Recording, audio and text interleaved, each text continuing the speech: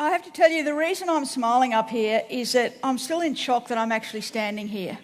Because I was a boarder at this school a long time ago, and I was one of the naughtiest kids around. And Miss Reeves tried to expel me several times. So the fact that I've been invited back to speak to present students is something that still surprises me. I'm going to talk to you today about something that is fairly controversial. It's a topic that tends to divide people because everyone seems to have really strong views on this. People either think surrogacy is a wonderful scientific breakthrough that helps childless couples, infertile couples start a family where otherwise that would be an impossibility.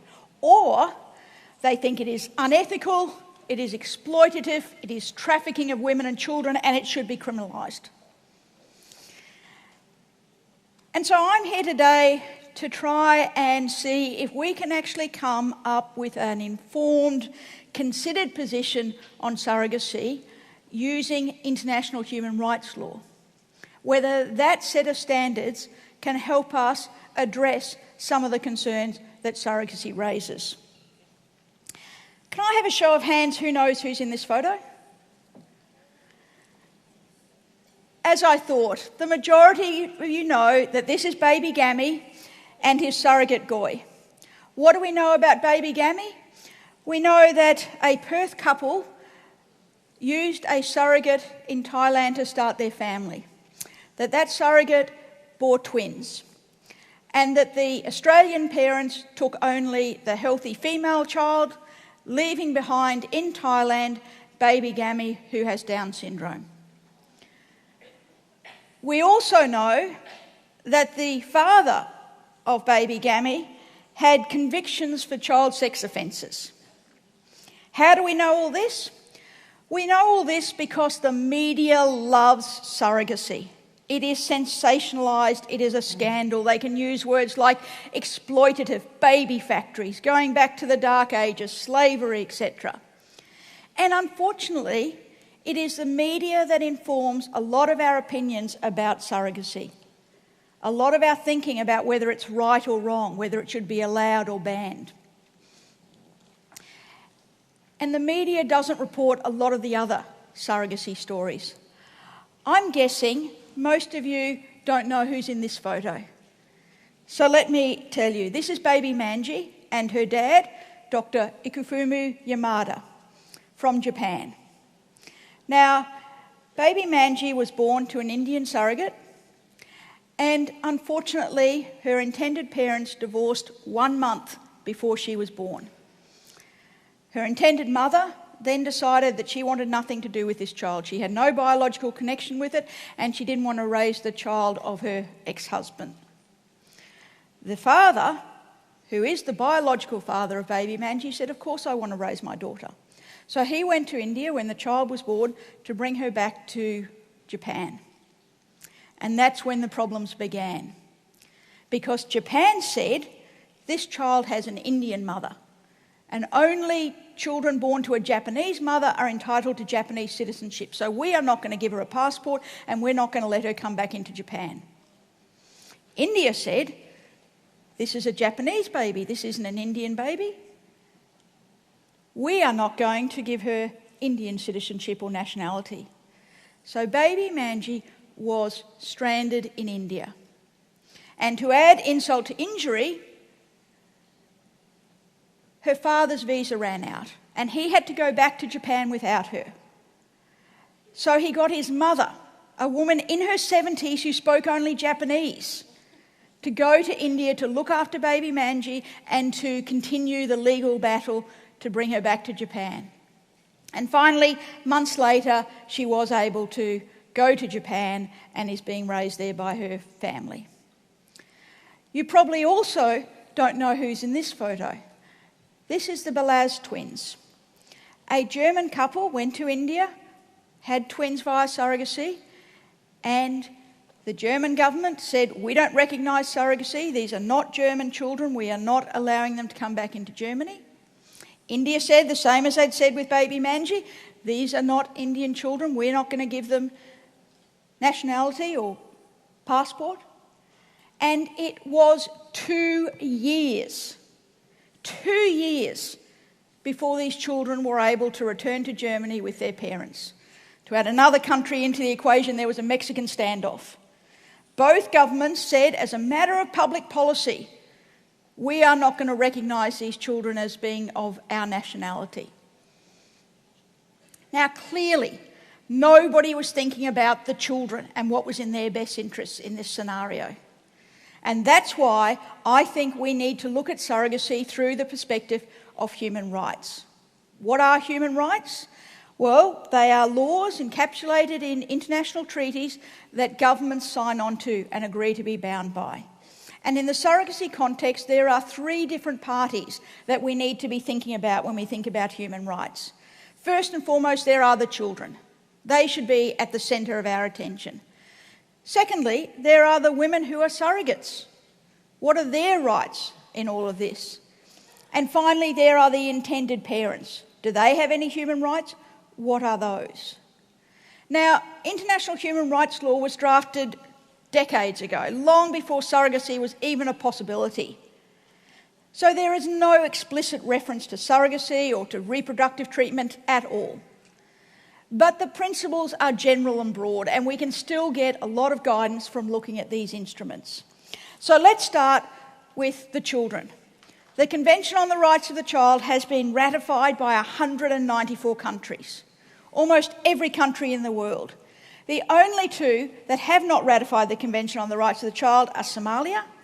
Doesn't really have a functioning government, so a bit tricky for them to ratify international human rights treaties, and the United States. Well, I don't have long enough to tell you all the reasons that the United States gives for not ratifying this treaty, but I think it is a shame and shameful that they do not. So what does this treaty say that could help us understand and address surrogacy? Well, first and foremost, it says, in any decision concerning children, the best interest of the child has to be the primary consideration. Do you think Japan, Germany, India were thinking about the best interests of the child? No.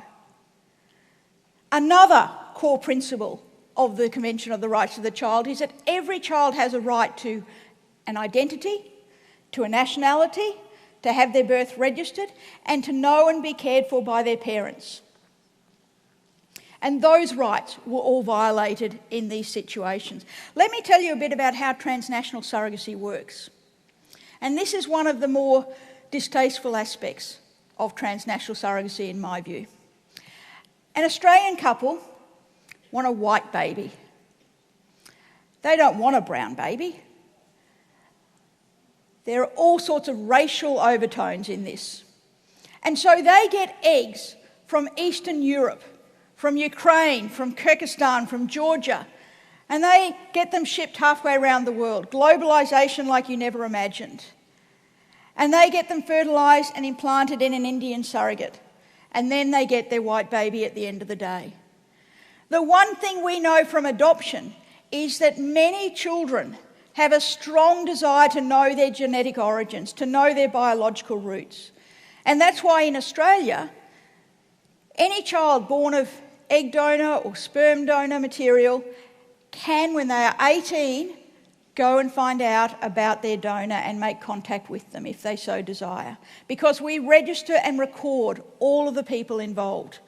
These children, born of eggs that come from Eastern Europe, via a surrogate in India, have no chance of ever finding out their genetic origins. And that is a breach of the Convention on the Rights of the Child. Another aspect of the Convention on the Rights of the Child that is often raised in the surrogacy debates is that children should not be sold. The sale of children is a breach of human rights, and that is right. But I think that's a bit of a red herring in the surrogacy debate, because I don't think surrogacy is about the sale of children. For one thing, sale involves I give you money, you give me what I'm paying for. And that's not what happens in surrogacy. Payments are staggered throughout the gestation period. And if, heaven forbid, the child dies in childbirth or is stillborn, the surrogate still gets the full payment. So that tells us that this is not a transaction of buying and selling a child. This is about paying for the services that the surrogate is providing. So taken as a whole, if we look at all these rights in the Convention on the Rights of the Child, I'd suggest that we would not be participating in and facilitating transnational commercial surrogacy. And what I'm going to be coming to shortly is how Australia should be acting and responding differently to surrogacy in order to ensure that these rights violations do not take place. So what about the surrogate? Well, the starting point for that is CEDAW, the Convention on the Elimination of Discrimination Against Women. And it says that women have rights of bodily integrity. That is, they get to decide what they do with their body. Nobody else can tell them, you cannot be a surrogate. You cannot carry a child for another person if that's what you want to do. But what we do see in the surrogacy arrangements in developing countries is that criminal elements get involved. And there have unfortunately been cases where women have been essentially put into slavery to carry children for others as surrogates.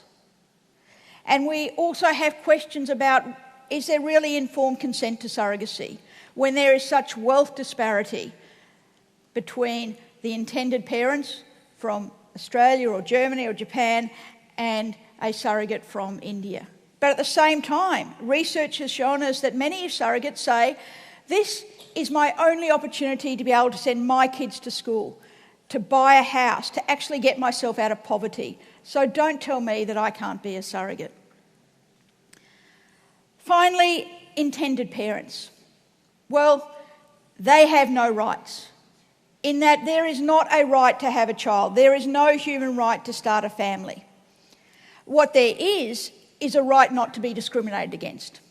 So when India, as it did a couple of years ago, said we are only going to allow married heterosexual couples to access surrogacy, that was a breach of international human rights law, because that was discriminating against gay couples and against unmarried straight couples on the basis of their marital status or their sexual orientation. So intended parents do have a right not to be discriminated against. So if we take all these international human rights laws, what does that mean for Australia? Australia's response to surrogacy at the moment is to criminalise it. In every state and territory in Australia except the Northern Territory, it is a criminal offence to pay anyone to be your surrogate other than reimbursement of their out-of-pocket expenses. And not surprisingly, there are not many women out there who are prepared to carry a child for another person for only their reimbursement of their out-of-pocket expenses. And that shows up in the statistics. In 2010 and 11, there were 16 babies born to surrogacy in Australia. In India, during that same period, there were 364 babies born to Australian couples, one every day. So that tells us that the Australian system is a spectacular failure in terms of regulating surrogacy. Because not only do we criminalise it in Australia, but in New South Wales, in the ACT and in Queensland, they also criminalise going overseas to engage in surrogacy. But there have been absolutely zero prosecutions for engaging in transnational surrogacy, let alone any convictions. Our system is not working. So what's a better approach? What's a human rights approach?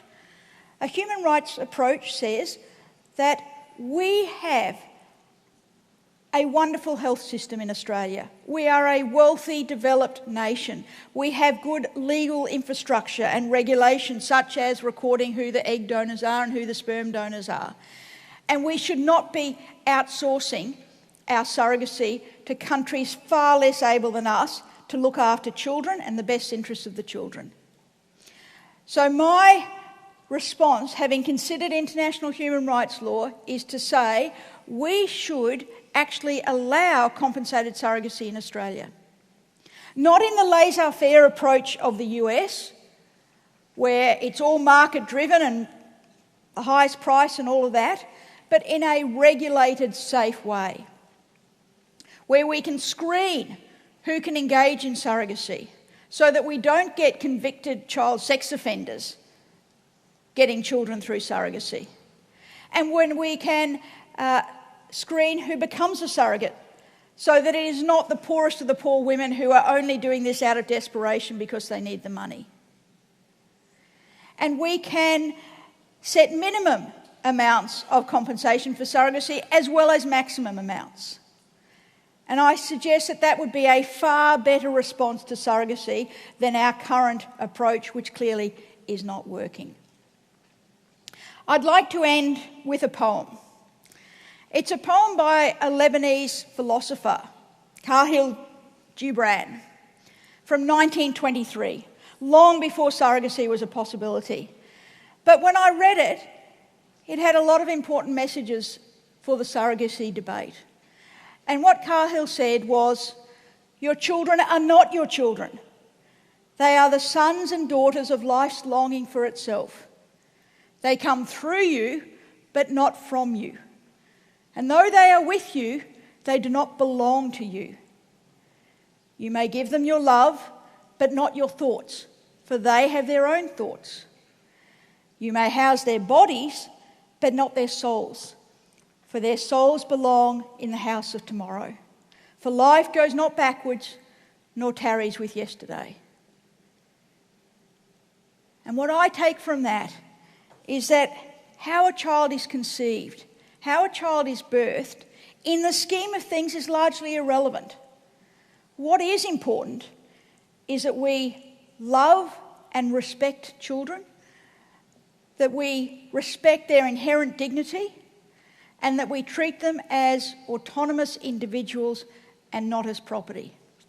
If we take that philosophical approach to surrogacy, we are likely to come up with a much better legal framework for how to deal with these issues.